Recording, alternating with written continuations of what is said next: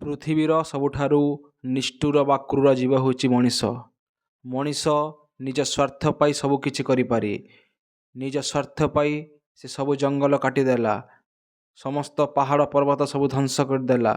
ନିଜ ସ୍ୱାର୍ଥ ପାଇଁ ସବୁ ଜୀବକୁ ସେ ହତ୍ୟା କରିଦେଲା। ମଣିଷ ସଭ୍ୟତା ଯେତେ ବିକଶିତ ହେଉଛି, ଧୀରେ ଧୀରେ ସବୁଆଡ଼େ ଆମେ ଇଣ୍ଡଷ୍ଟ୍ରି ତିଆରି କଲେ, ଯାହାଫଳରେ ସବୁ ଜଙ୍ଗଲ ନଷ୍ଟ ହୋଇଗଲା। ତ ସବୁ ପକ୍ଷୀ ମାନେ କ'ଣ ମୃତ୍ୟୁବରଣ କଲେ। ବହୁତ ଗୁଡ଼ିଏ ପଶୁପକ୍ଷୀ ବର୍ତ୍ତମାନ ଲୋପ ପାଇଗଲେଣି।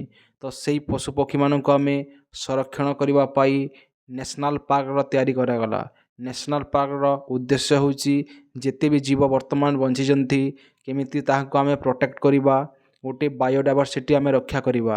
ତ କିଛି ଅଞ୍ଚଳକୁ ଆମେ ଯେଉଁଟା ଆମ ହଣ୍ଟିଂରୁ ବା ଇଣ୍ଡଷ୍ଟ୍ରିଆଲାଇଜେସନରୁ ପ୍ରୋହିବିଟ୍ କରି ତାହାକୁ ନିଷେଧ କରାଯାଇ କିଛି ଅଞ୍ଚଳ କେବଳ ଜୀବଜନ୍ତୁ ପାଇଁ ଆମେ ରଖିଛୁ। ତ ସେଇଟା ହେଉଛି ନ୍ୟାସନାଲ୍ ପାର୍କର ଉଦ୍ଦେଶ୍ୟ। ତ ସେଥିପାଇଁ ଆମ ଭାରତରେ ଫାର୍ଷ୍ଟ ନ୍ୟାସନାଲ୍ ପାର୍କ 1936 ମସିହାର ଉତ୍ତରାଖଣ୍ଡଠାରେ ହେଲି ନ୍ୟାସନାଲ୍ ପାର୍କ ତିଆରି କରାଗଲା। ଏବଂ ଭାରତର ଲାର୍ଜେଷ୍ଟ ନ୍ୟାସନାଲ୍ ପାର୍କ ହେଉଛି ହେମିସ୍ ନ୍ୟାସନାଲ୍ ପାର୍କ, ଯେଉଁଟା ଲଦାଖରେ ଅଛି। ତା'ର ଏରିଆ ହେଉଛି 4400 ସ୍କୋୟାର କିଲୋମିଟର। ଏବଂ ସବୁଠାରୁ ସ୍ମଲେଷ୍ଟ ନ୍ୟାସନାଲ୍ ପାର୍କ ହେଉଛି ଆଣ୍ଡାମାନ ନିକୋବର ଆଇଲ୍ୟାଣ୍ଡରେ ଅଛି, ଯାହାର ଏରିଆ 5 କିଲୋମିଟର ସ୍କୋୟାର।